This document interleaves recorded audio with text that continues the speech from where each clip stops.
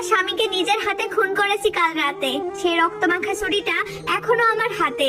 একটা মেয়ে কতটা কষ্ট পেলে এত বড় সিদ্ধান্ত নেয় তা আমার জীবন কাহিনী শুনলে আপনারা জানতে পারবেন। আমরা দুই ভাই বোন, আমি বড়, ভাই ছোট।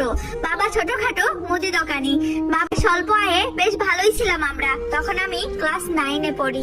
পড়াশোনায় বেশ ভালো ছিলাম বলে স্যার ম্যামরাও খুব আদর করতেন। বেশ ভালো কাটছিল দিন। হঠাৎ এলাকার এক প্রভাবশালী লোকের কুনজর পড়ে আমার ওপর।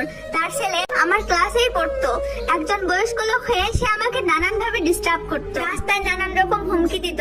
একটা সময় আমি আমার বাবাকে সবটা বললে বাবা ওই লোকের কাছে যান, কিন্তু ওই অসভ্য লোক আমার বয়স্ক বাবার গায়ে হাত তুলে। ক্ষমতার প্রভাবে সে বাবাকে হুমকি দেয়, আমাকে তার হাতে তুলে না দিলে সে আমার ক্ষতি করবে। আমার বাবা পুলিশের কাছে গেলে পুলিশও কেস নিবে, দূরে থাক। উল্টো বাবাকেই বলে মেয়েকে ঘরে বসিয়ে রাখেন, মেয়ে মানুষ বাইরে যায় কেন। পুলিশ ওদের কেনা গোলাম ছিল। একজন অসহায় বাবা চোখে জল নিয়ে বাড়ি ফিরে। পরের দিন স্কুলে যাব বলে রেডি হচ্ছি।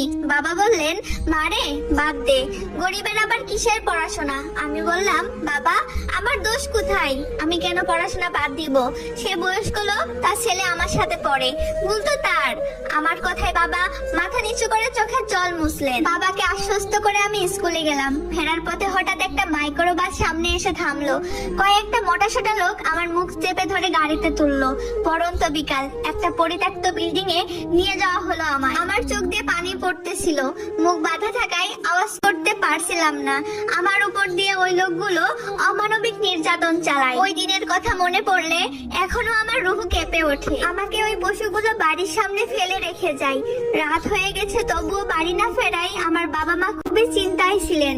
আমার নিথর রক্তমাখা শরীর দেখে পাড়া প্রতিবেশী ছুটে আসেন। দেখে চেনার উপায় নাই। হট্টগোল শুনে আমার মাও ছুটে আসেন। এসে দেখেন তার কলিজার মানুষ রাস্তায় নিথর হয়ে পড়ে আছে। আমাকে হসপিটালে নেওয়া হয়। অবস্থা এতটাই খারাপ ছিল যে আমাকে আইসিইউতে নেওয়া হয়। একদিকে রক্ত দেওয়া হচ্ছিল, অন্যদিকে চলছিল ড্রেসিং। পুলিশকে কল করা হয় হসপিটাল থেকে, কিন্তু প্রভাবশালীদের পকেটের টাকায় কেনা গোলামগুলো কেস ঘুরিয়ে দেয়। ডাক্তাররাও একটা সময় বলে এটা রেপ নয়, ইচ্ছাকৃতভাবে হয়েছে। গরিবের অধিকার নিয়ে কথা বলার কেউ থাকে না। 17 দিন চিকিৎসার পর বাড়ি ফিরি। তখন খুব ব্যথা। মনে মনে সিদ্ধান্ত নিয়ে বদলা নিজেই নিব। 2 মাসেরও বেশি সময় লাগে সুস্থ হতে। ঘর থেকে বের হতে লজ্জা লাগতো। সবাই হাসি তামাশা করতো। আমার স্কুলে যাওয়াটাও বন্ধ হয়ে যায়। একটা জীবন নরকে পরিণত হয়। রাগে জিদে সিদ্ধান্ত নিই আমার জীবন যে শেষ করেছে তাকেও শান্তি দিব না। অনেক কষ্টে ওই লোকের ফোন নাম্বার কালেক্ট করি। মায়ের ফোন থেকেই প্রেমের অভিনয় শুরু করি। ওই চরিত্রহীন পুরুষকে পটাতে আমার বেশি সময় লাগে না। একটা